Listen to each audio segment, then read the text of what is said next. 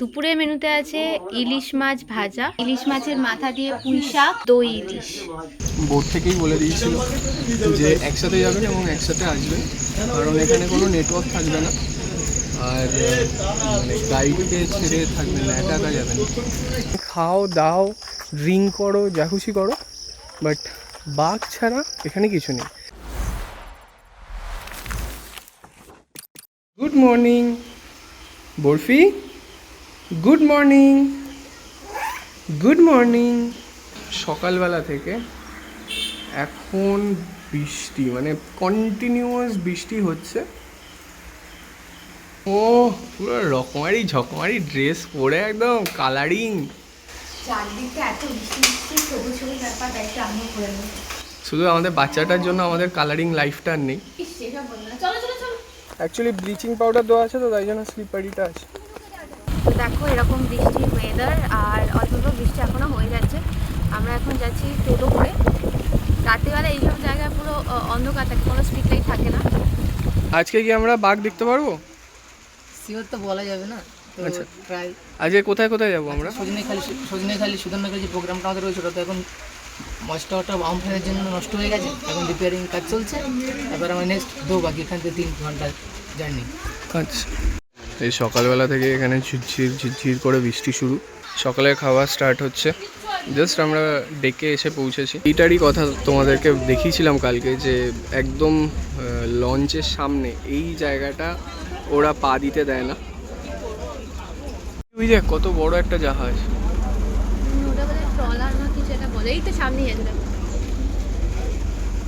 এখানেও একটা আছে। আমরা এইখানে সোনাখালিতে আছি। সোনাখালি না কি একটা না, সজনেখালি, সজনে ডাটা থেকে সজনেখালি, মানে সজনেখালি আরেকটা জায়গাও আছে, ঘটকপুর থেকে যেতে হয়। জঙ্গলটা দেখেছো? এই তুই কি চাইছিস বরফি? এই বরফি কি হয়েছে?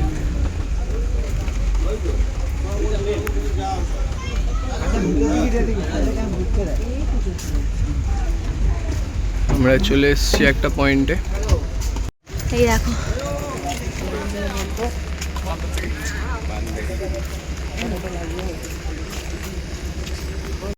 এখানে মনে হয় গাইড নেওয়ার ব্যবস্থা আছে।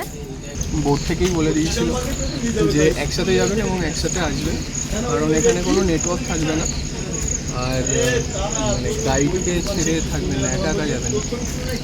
আমাদের গাইড আমাদের সাথে চলেছে। মানে কুমির থাকার কথা, যেখানে কুমির নেই এখন। এখানে একটা জায়গায় কুমির থাকতে পারে।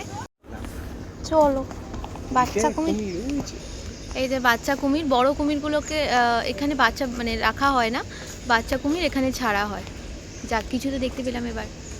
এই বাচ্চা কুমির তো খুব পছন্দ না? চুপ করো, টিকটিকি ভালো লাগে তোদের? চুপ করো। আর এইটা হচ্ছে মানে বড় হলে ছেড়ে দেওয়া হবে। আর টিকটিকি নিয়ে কি বলছিলে? টিকটিকি তোর খুব পছন্দের জিনিস।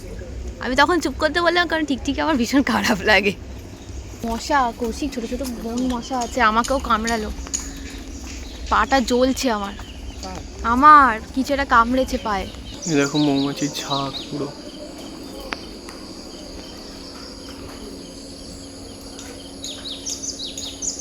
ঠিক আছে, মৌমাছিদেরকে বিরক্ত না করাই বেটার। মাঝখানে একটা রিভার নেটওয়ার্ক কাজ করছে। মানে যেহেতু এগুলো দ্বীপ, প্রত্যেকটা ভূখণ্ডের চারিদিকে জল, এবং এই সব জলটাই কিন্তু সমুদ্রের জল, নোনা জল। একদম নর্থের দিকে গিয়ে নদীগুলো ডেড এন্ড হয়ে গেছে, আর যেতে পারছে না, মজে গেছে। কিন্তু সমুদ্র থেকে এই বিরাট অংশটা শুধু জোয়ার ভাটা কিন্তু এইখানটাতে আমার মতে এতদিন কাজ করে এই অভিজ্ঞতা, তাতে এখানে সময় নষ্ট করে লাভ নেই। কারণ এখানে যেটা বলেছিলাম, এই ফেন্সের কারণে এখানে কেউ আসবে না। পরবর্তী একটা অবস্থা আছে, সেখানে হয়তো কিছু আসতেও পারে, আর বাকিটা যেতে কিন্তু এই কোটালের কাছাকাছি সময় জাস্ট অবস্থা চলে গেছে, 2 দিন হলো। আজকেও কিন্তু জলের স্তরটা খুব বাড়বে। তো জীবজন্তুদের জন্য, সুন্দরবনের জীবজন্তুদের জন্য, যতক্ষণ আপনার ওই নদীর চড়াটা আপনি দেখতে পাচ্ছেন, ভিজিবল মাটি দেখতে পাচ্ছেন, ততক্ষণ আপনাদের একটা চান্স যে কোনো জীবজন্তু ওই জায়গাটা আসতে পারবে। যত জল বাড়বে, জীবজন্তুগুলো আরও ভেতরে দূরে দূরে যত উঁচু উঁচু জায়গা সেখানে চলে যাবে, তাহলে দেখার চান্স থাকবে না আবার সেই মাটা নামলে তারপরে।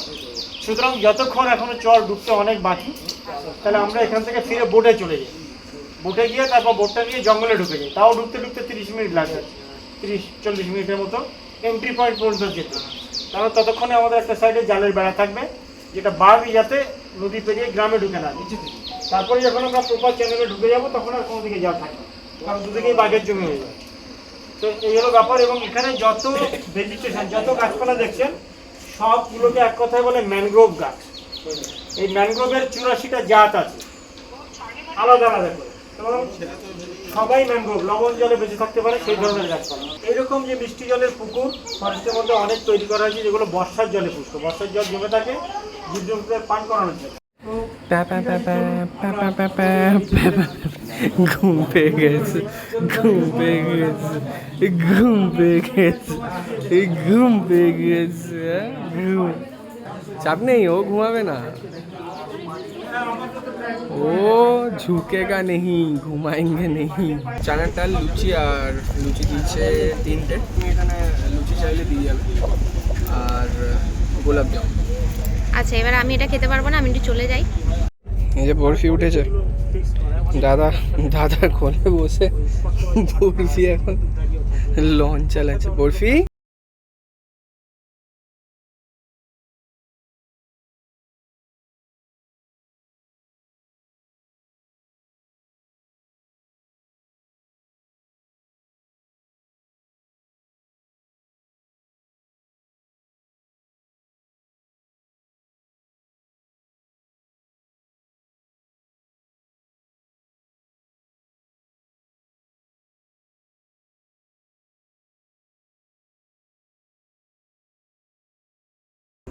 এই গাছগুলো বলেছে, গাইড বলেছে হেতাল গাছ, আর এই গাছের মধ্যেই বাঘ থাকার চান্সেস থাকে। তো মানে ওরা এই গাছগুলোর ভিতরে এসে, ভিতর থেকে বাইরে এসে জল খেতে আসে, তো বললো এখানে একটু নজর টজর রাখতে। আজকে চলে এসেছে আলুর পকোড়া আর সস। হ্যাঁ, কালকে যেটা ছিল তোমার ওই যে আমুদি মাছটা ছিল না, সেটা বাবা তুমি রেলা দিয়ে দাঁড়িয়ে আছো, স্টাইল করে দাঁড়িয়ে আছে। আচ্ছা, বরফির একটু গরম লাগছিল বলে বরফি ভালো গরম ছিল, ভালো গরম ছিল। এখন হালকা হালকা ঠান্ডা হাওয়া দিচ্ছে, এবার ভাবছি ওকে জামাটা পরে দেবো, কিন্তু ভালো গরম ছিল, ঘুমিয়েই ছিল। যখন উঠেছে পুরো একদম মানে ঘাম ছিল, তাই জন্য জামাটা খুলেই রেখেছি। দেখো জায়গাটা কত সুন্দর লাগছে।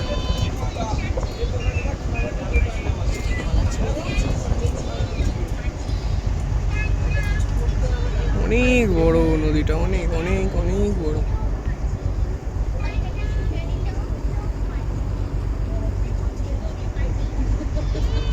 আমরা এই জায়গায় একটা আমি বোট দেখতে পাচ্ছি অনেক দূর। এখানে একটু বসানো হলো, আমাদের বোটের চালকও আছে পাশে গার্ড দিয়ে। ভালো, আর বোটটা খুব আস্তে চলছে এখন। পাশে জঙ্গল, দূর দূরান্তে যতটা দেখা যায় জল, আর একদম প্রান্তে জঙ্গল। হ্যাঁ চলো এসো।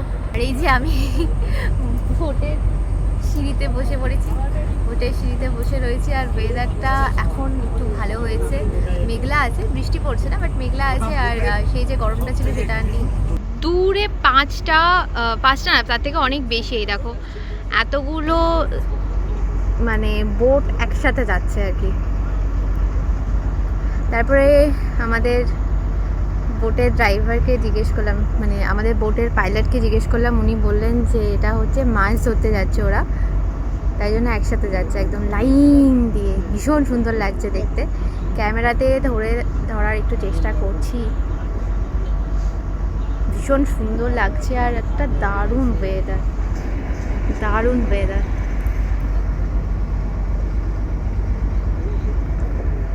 এতক্ষণ আমরা এখানে ফটো সেশন করছিলাম, যেটা এখন হয়ে গেছে। 1-2 ফোঁটা বৃষ্টি নেমেছে, আর এই চলে যাব। আর একজন এখানে চটি ভুলে গেছে।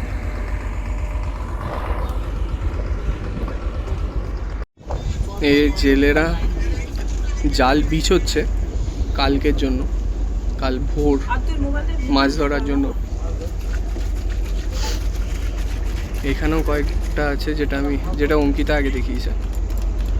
যার দেখুন দূরের দিকে তাকিয়ে সোজা যেটা দেখা যাচ্ছে সমুদ্র দেখছেন, কোনটা এইটা? এইদিকে সামনে সাউথে। সমুদ্র বাংলা আর ওটাই হলো বঙ্গোপসাগর, যেটা এখান থেকে আরো 70 কিলোমিটার দূরে।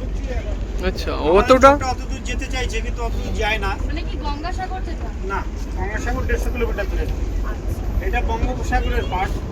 তো যে নদীটা জলটা নিয়ে আসছে, ওই যে ধোঁয়াশা দেখছেন, ওর নাম হলো মাতলা। আচ্ছা মাতলা জলটা এনে ওইদিকে দেখুন ডান দিকে ছোট ছোট দুটো নৌকা রয়েছে, এইদিকে আরো ডান দিকে, এই দিকটা, এই কর্নার দিকে বোর্ড ডিরেকশন থেকে প্রায় 2 o'clock সেটা হলো ভেড়োভাঙা। আমাদের পেছন দিকে এদিকে দেখুন, এই কর্নারের দিকে এর নাম হলো বিদ্যা। বিদ্যাধরী কি? না, বিদ্যা শুধু বিদ্যা। আর সোজা এদিকে চলে গেছে সজনেখালির দিকে, যার নাম হলো গোমর নদী। আর আমরা যেটা দিয়ে এলাম বললাম খনা। তো খনা, গোমর, বিদ্যা, হেড়োভাঙা, মাতলা, এই হলো 5টা নদী একসঙ্গে মিশছে। জলটা মাতলা নিয়ে এসে এগুলোকে দিচ্ছে, চলে যাচ্ছে, আবার ফেরার সময় ফিরবে। আমরা ঢুকবো এই যে নৌকাগুলো যাচ্ছে এখান দিয়ে, এটার নাম হলো দোবাকির খাল। এখান দিয়ে আরো 20 মিনিট গেলে পরে আমাদের সেই ওয়াচ টাওয়ারটা আসবে, যেখানটা আমরা যেতে চাইছি। আর এই যে বোটগুলো যাচ্ছে এগুলো সব ফিশিং বোট। এতদিন 3 মাস বন্ধ ছিল, এই পারমিট পেয়েছে, এখন এরা যাচ্ছে। আড়তদার একটা ইঞ্জিন বোট পাঠিয়ে দিয়েছে, সেই বোটে এই নৌকাগুলো সব টেনে নিয়ে যাচ্ছে। একজন আড়তদারের আন্ডারে অনেকগুলো করে ফিশিং বোট থাকে, ওরা বাধ্য থাকে সমস্ত মাছ আড়তদারকে বেচতে। এই যে চলে যাচ্ছে এরা, ওই যতদিন জোয়ারের টান থাকবে, মানে প্রায় 15 দিন 16 দিন একটানা মাছ ধরতে থাকবে। আর ওই রকম একটা বোট পাঠিয়ে দেবে, যে বোটে মাছগুলো নিয়ে চলে যাবে মার্কেটে। তাহলে এদের আর বেচতে যেতে হবে না, এরা একটা ফিক্সড রেটে এখান থেকেই মাছগুলো দিয়ে দেবে। সেই বোটে সব দড়ি পরপর বাঁধা আছে, দেখুন নিয়ে যাচ্ছে। ভালো সময় এসেছি, 3 মাস পরে দেখতে পেলাম। বাঘ তো দেখতে পেলাম। তো আমরা চলে এসেছি ডোবাঙ্কি ক্যাম্পে, আর ক্যাম্পের একদম সামনে দেখতে পাচ্ছ লাল কাঁকড়া এখানে, যদিও বা খুব ছোট ছোট। একদম ঠিকই বলছে, বাঘের দেখা নেই। দুদিক দিয়ে জাল দিয়ে দিয়েছে, কিন্তু আমার তো মনে হয় না এখানে কিছু দেখা যাবে। নো ওয়েস্টেজ বিন দিয়েছে, খুবই ভালো ব্যবস্থা। দেবকী ক্যাম্পে বনবিবি। আজকে বেশ বেশ রোদ্দুর, জাস্ট নামার পরেই রোদ্দুর। এটা যদি আগে হতো আমরা ছাতা নিয়ে নামতাম। তো কৌশিকের একটাই কথা, যেটা হচ্ছে আজকে আমাদের বেশি করে দেখানো হচ্ছে না কৌশিক এরকম সুন্দর সাজুগুজু করে এসছে। না, সুন্দর সাজুগুজুর কথা না, সারাক্ষণ ব্যাক ক্যামেরা করেই ও শ্যুট করে, তাই জন্য ওকে বলছি। আর এখানে আমরা শুধু লাল কাঁকড়াই দেখে যাচ্ছি, এই ছোট ছোট ছোট ছোট। দেখো আকাশটা পুরো শরতের আকাশ মনে হচ্ছে, চারদিকে শুধু বন। রেগে উঠেছে, বাপরে বাপ, কটকট করে তাকাচ্ছে। ছুটে যাচ্ছে দেখুন, ওই ছুটটা মার কাছে চলে আসছে, মাকে দেখে নিয়েছে আর লাফাচ্ছে মার। আমাদের তো একটা হরিণ তো দেখতে পেয়েছি আমরা, দূরের প্রান্তর দিয়ে শুধু। এখানে দেখো ছোট ওই যে এই হাঁসগুলোকে বলে হুইসলিং ডাক। তার আগে কিছু একটা শব্দ বলে, যেটা আমি শুনতে পাইনি। চারদিকে যেখানে জল আর শুধু বন।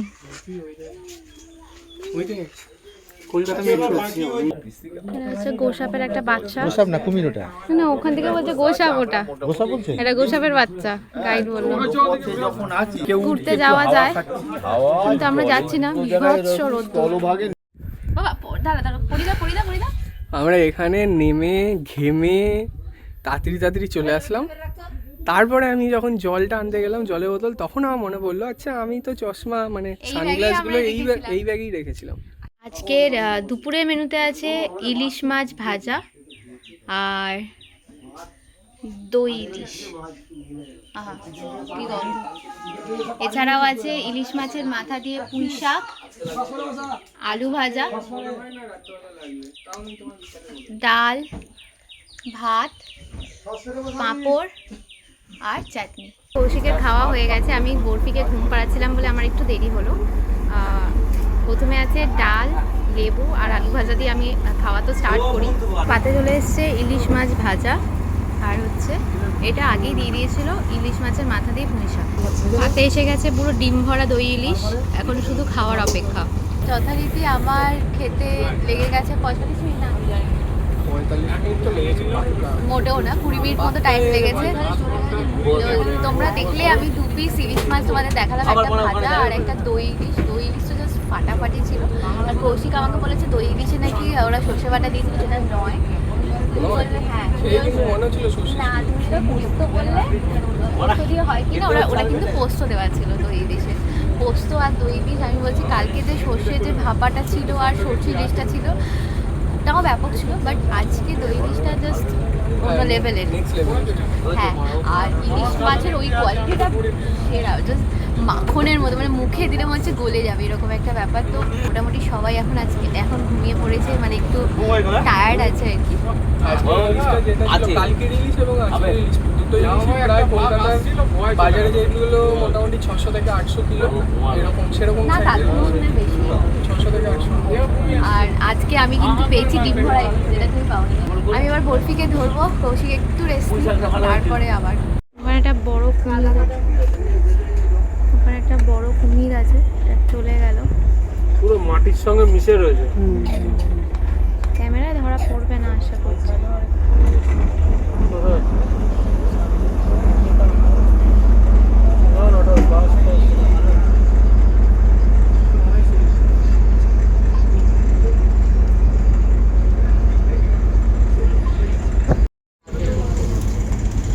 ভয়ঙ্কর দেখতে লাগে খাড়িগুলো।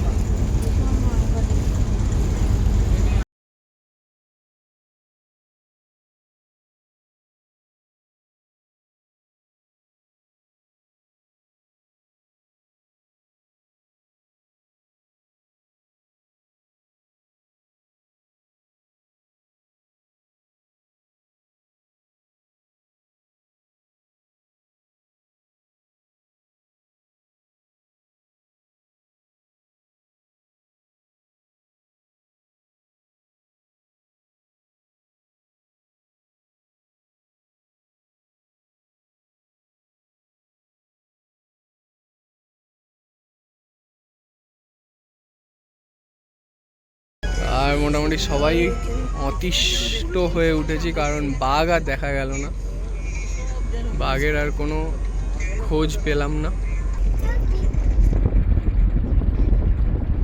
কর কর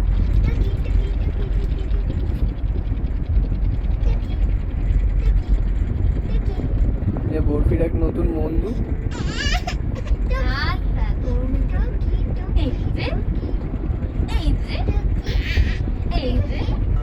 আমরা একটু পরেই নামবো, আর ভীষণ মেঘ করেছে, তোমরা দেখতে পাচ্ছ।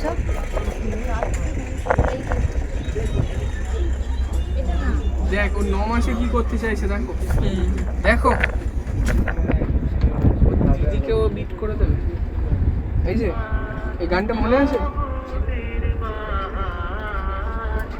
লঞ্চ থেকে নেমে আমরা এবার হাঁটতেই যাব আমাদের হোটেলের দিকে। যদিও বা হোটেলের দূরত্ব বেশিও না, আমার মনে হয় 5 মিনিট, 3 থেকে 4 মিনিটের মতো ওয়াকিং ডিস্টেন্স। তো অঙ্কিতা সামনে চলে গেছে, আমার কিছু কিছু জিনিস নেওয়ার ছিল।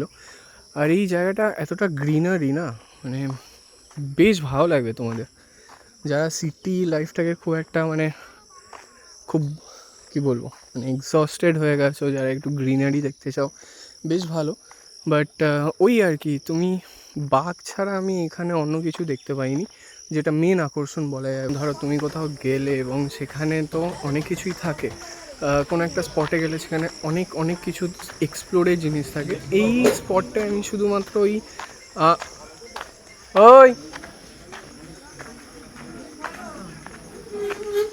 এখানে দেখো সেরকম সেই আগের মতো গরু, আবার কোথাও কোথাও রাস্তায় ছাগল, যেখানে মানে যেটা আমি অন্তত প্রায় 10-15 বছর, যেটা আমি প্রায় 10-15 বছর আগে কলকাতায় দেখেছিলাম, মানে কলকাতা না, ঠিক বাগুইআটির কথা বলছি, বা বারাসাতের সাইডে 10-15-20 বছর আগে এগুলো তাও পাওয়া যেত, দেখতে পাওয়া যেত।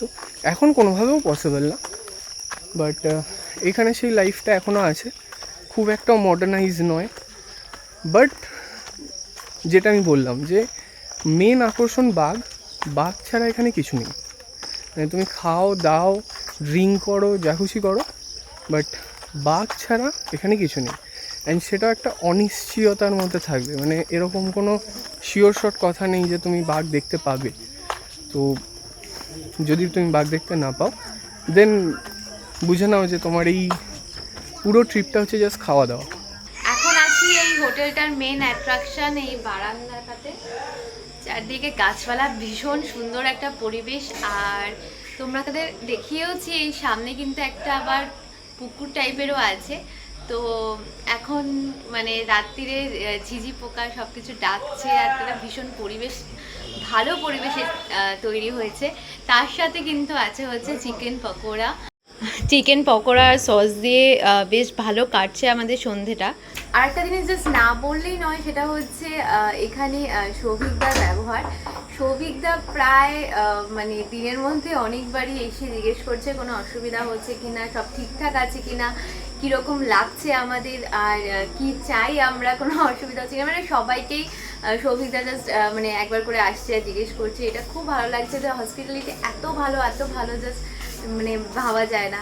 আর আমার মনে হয় যে যেরকম বললো কৌশিক, যে এরকম অনেক সময় হয় যে ধরো বাঘ দেখাটা খুব ইম্পর্টেন্ট, তো অবশ্যই সুন্দরবনে এসে বাঘ দেখাটা, বাট আমাদের যখন বাঘ কপালে দেখা দেয়নি বাঘ বাবাজি, তাহলে কিন্তু ট্যুরটা একদম খুব খারাপ চলে গেল সেরকম নয়। ট্যুরটা আমরা ভীষণ ভীষণ ভীষণ এনজয় করছি। মানে কলকাতাতে আমরা থেকে শহরের বুকে আমরা মানে সবসময় বোর হয়ে যাই, এরকম একটা পরিবেশ, একটা প্রকৃতির সাথে একদম প্রকৃতির কাছাকাছি আসা, পাহাড় সমুদ্র জঙ্গল তো মানে প্রকৃতির অনেকটা কাছে নিয়ে আসে আমাদেরকে।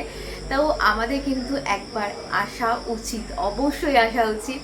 আমি বাঘ দেখিনি কিন্তু মনে অতটা দুঃখ নেই, কারণ আমি প্রকৃতির যে রূপটা আজকে দেখেছি, জাস্ট কি বলবো, এখনো ঘোর কাটছে না। রাতের খাবার অলরেডি স্টার্ট হয়ে গেছে। আজকে রাতে হয়েছে চিলি চিকেন আর ফ্রাইড রাইস। এখানে দেখো কতটা স্পেস আছে, একটা হিউজ স্পেস আছে, মোটামুটি 20-25 জন তো আরামসে বসে যাবে। যেহেতু বরফি আছে তাই জন্য আমি দাদাদেরকে বলেছি কালকেও যেমন আমাদের বাড়িতে আমাদের ঘরের মধ্যে খাবার দিয়ে গেছিলো, আজকেও প্লেটে করে আমাদের ঘরের মধ্যে খাবার দিয়ে যাবে। দেখো ভাতের কোয়ান্টিটি জাস্ট ওরা দিয়ে গেল। ফ্রাইড রাইসে কিন্তু মানে খুব দেখেই বোঝা যাচ্ছে লেস স্পাইসি, মানে খুব একবারও বিশাল রিচ না। আর তার সাথে চিলি চিকেনটা রিচ হতে পারে, বাট ওভারঅল খাওয়া কিন্তু যেরকম বললাম একদম আপ টু দ্য মার্ক। মানে একটা শেষ হতে না হতে আরেকটা আসবে।